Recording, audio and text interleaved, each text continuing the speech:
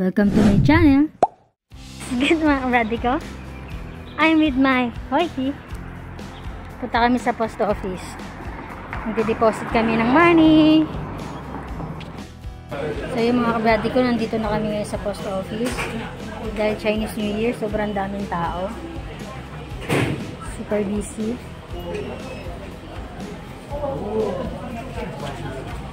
Para sa pag-deposit ng passbook, ayan yung deposit slip na kukuhain nyo. Ayan. Mag-fill out na po ako ng deposit slip.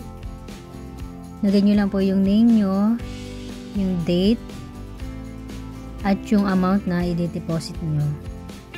Ayan po yung sample ng deposit slip. Ayan po yung account number, ilalagay nyo dyan. Then yung full name nyo, and yung total amount ng money na i-deposit nyo. And lastly, pati na rin po yung date. Pagka fill out nyo po ng deposit slip, punta lang po kayo dun sa front. Then, itap nyo lang po yung monitor. Then, yun na lang po tawagin yung number nyo.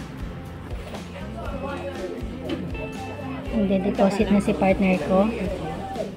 Next na ako sa kanya.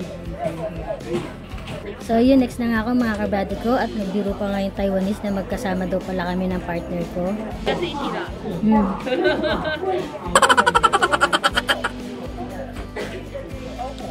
Hey, Shani. Thank you. Okay na, nakapag-deposit na tayo mga kabady ko.